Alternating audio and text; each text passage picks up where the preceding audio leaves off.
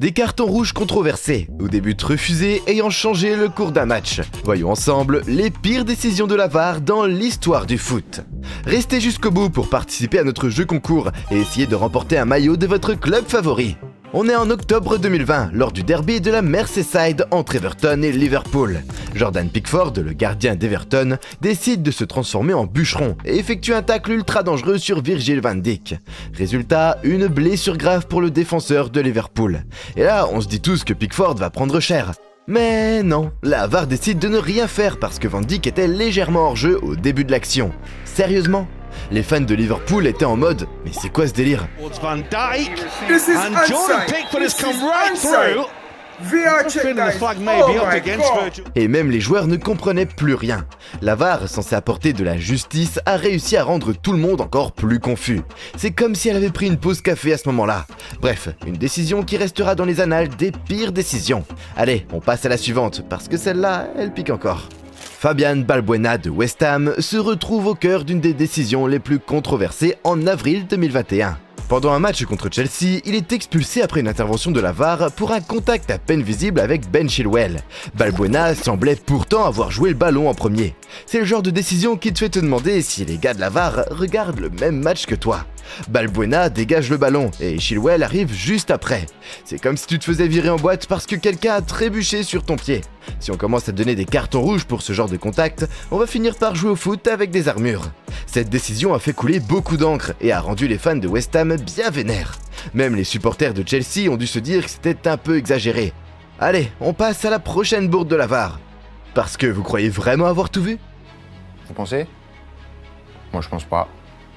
C'est mon avis. Petite pause pour parler de notre jeu concours de la semaine. Pour participer, rien de plus simple. Abonnez-vous, activez la cloche, mettez un like et commentez le nom de votre club de foot favori.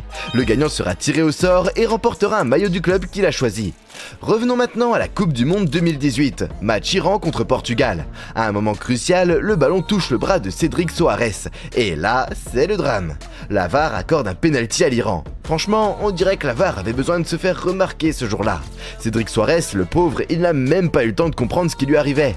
Alors, soyons clairs, ce pénalty a complètement changé le cours du match. Le Portugal, qui était bien parti pour finir premier de son groupe, se retrouve à devoir partager les points. Et tout ça à cause d'une décision plus que discutable. On se demande parfois si la VAR ne fait pas exprès de pimenter les matchs. Mais bon, c'est aussi ça le foot, des moments de folie et des décisions qui nous font lever les bras au ciel en criant « Mais pourquoi ?» Et puis ça nous donne des trucs à raconter entre potes, et ça nous permet de faire ce genre de vidéos. En 2023, lors d'un match entre Brighton et Crystal Palace, Pervis Estupiñán marque un but refusé pour un hors-jeu. Vraiment douteux. La VAR a décidé qu'Estupiñán était légèrement hors-jeu, mais les replays montrent clairement qu'il semble être en position légale.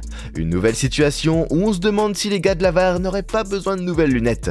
On voit bien sur les images qu'Estupiñán est aligné avec le dernier défenseur.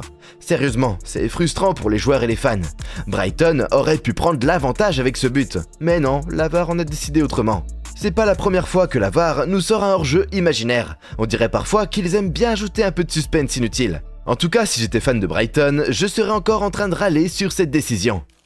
Nouvelle situation, on est en pleine Ligue des Champions 2023-2024. Newcastle contre le PSG. On est à un moment crucial du match, quand la VAR décide de s'inviter à la fête.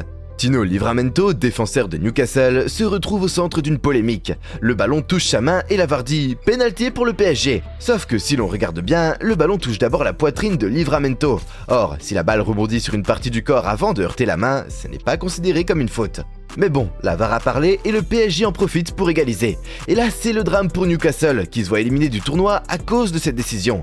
C'est fou comme la technologie, censée rendre le foot plus juste, peut parfois tout chambouler. En tout cas, les fans de Newcastle ont dû avoir envie de jeter leur télé par la fenêtre ce soir-là. Leur seul dédommagement sera la mise à pied des arbitres de la VAR après que l'UEFA ait admis leur erreur. Et pour les supporters du PSG, c'était Noël avant l'heure. Comme quoi, la VAR, c'est un peu comme une boîte de chocolat, on ne sait jamais sur quoi on va tomber. En 2023, Curtis Jones de Liverpool se retrouve au cœur d'une des décisions les plus controversées de la VAR. Lors d'un match intense contre Tottenham, Jones se fait un tacle sur Yves Bissouma. L'arbitre sort d'abord un carton jaune, mais la VAR entre en scène. Après une analyse interminable, la décision tombe. carton rouge. Liverpool se retrouve à 10 dès la première demi-heure. C'est comme si les arbitres VAR s'étaient dit « Tiens, et si on rendait ce match encore plus compliqué pour Liverpool ?» Bon, d'accord, le tacle était peut-être un peu rude, mais de là à sortir un rouge, c'est comme si on te donnait une amende pour excès de vitesse alors que tu roulais à 51 km/h dans une zone à 50. C'est un peu abusé, non ? Bref, cette décision a clairement changé la dynamique du match et a laissé les fans de Liverpool avec un goût amer. En juillet 2020, lors du match entre Aston Villa et Sheffield United, on a eu droit à un moment complètement dingue. Sheffield United marque un but clair et net, mais le gardien d'Aston Villa, en mode ninja, réussit à faire semblant de rattraper le ballon avant la ligne. Et là, c'est le drame. La Goal Line Technology décide de prendre une pause café et ne signale rien à l'arbitre. Pas de montre qui vibre, pas de but, rien du tout, niet.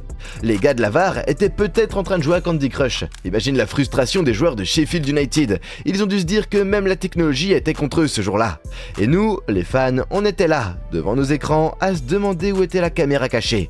C'est quand même fou de voir que même avec toute cette technologie, on peut encore avoir des erreurs aussi énormes.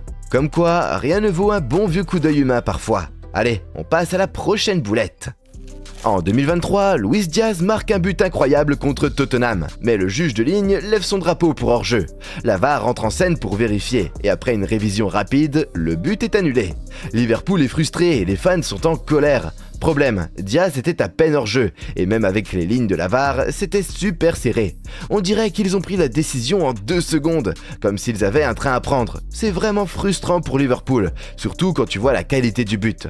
Diaz avait fait un super boulot pour marquer, et tout ça pour rien. Peut-être que la VAR devrait prendre un peu plus de temps pour ses décisions, histoire de ne pas gâcher le spectacle. En tout cas, ça nous rappelle que même avec la technologie, le foot reste imprévisible. On est en février 2022, Everton affronte Manchester City dans un match super important. À un moment, Rodri touche clairement le ballon de la main dans la surface de réparation. Tout le monde le voit, même les pigeons sur le toit du stade le voient. Les joueurs d'Everton sont furieux, les supporters aussi, ils attendent que la VAR intervienne. Mais là, surprise, la VAR décide de ne rien faire, pas de penalty, nada. Et cette fois, ils faisaient quoi les petits gars de la VAR? Ils discutaient de leur soirée de la veille? Qui sait? En tout cas, cette décision a vraiment mis le feu aux poudres. Les fans d'Everton étaient en colère, et on les comprend. C'était une main aussi évidente que le nez au milieu de la figure.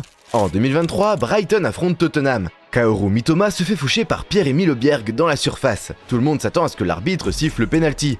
Mais non, rien du tout. Les joueurs de Brighton sont furieux, les supporters aussi. Et là, la VAR rentre en jeu. On se dit que justice va être rendue. Mais finalement, non. La VAR confirme la décision de l'arbitre. Pas de penalty. Franchement, ça se demandait si la VAR n'était pas en train de faire une sieste à ce moment-là. On a tous vu la faute. Même ma grand-mère qui ne regarde jamais le foot l'a vu. Brighton a dû se sentir comme un enfant à qui on promet un bonbon et qui se retrouve avec une carotte. Sérieusement, la VAR, c'est censé être là pour corriger les erreurs, pas pour en rajouter. On est en 2020, pendant la Coupe du Monde, et la France affronte la Tunisie. On est à la 98e minute. Griezmann marque un but qui pourrait sauver les Bleus d'une défaite. Mais là, coup de théâtre, la VAR intervient et annule le but pour hors-jeu. Sauf que quand on regarde les replays, Griezmann n'est clairement pas hors-jeu. Regardez ça, Griezmann est bien derrière la ligne de défense au moment du centre. Même les commentateurs sont perplexes, on dirait qu'ils ont vu un fantôme. Et là, on voit Deschamps sur le banc, il est en mode... C'est une blague ou quoi? Franchement, c'est le genre de truc qui te fait perdre foi en la technologie. Cette décision a fait couler beaucoup d'encre, les fans étaient furieux, et même les experts ne comprenaient pas ce qui s'était passé. À court terme, ça a coûté un point à la France, mais à long terme, ça a relancé le débat sur l'utilisation de la VAR. On est en décembre 2021, Tottenham affronte Liverpool. Harry Kane, le capitaine des Spurs, se lance dans un tacle bien trop agressif sur Andy Robertson. Franchement, on dirait qu'il essaie de lui faire un câlin avec ses crampons. La VAR entre en jeu, tout le monde s'attend à voir Kane prendre la porte. Mais non, surprise, l'arbitre sort juste un carton jaune. Sérieusement, même les supporters de Tottenham ont dû se demander si l'arbitre avait oublié ses lunettes à la maison ce jour-là. C'est le genre de décision qui te fait te demander si la VAR est vraiment là pour aider, ou juste pour nous faire râler encore plus. Robertson, lui, a dû se sentir comme un punching ball humain, et Kane, il a continué le match comme si de rien n'était. On se demande parfois si la VAR applique un tarif spécial pour les joueurs les plus célèbres. On va pas se mentir, on aime tous un peu de drama dans le foot, mais là, c'était un peu trop.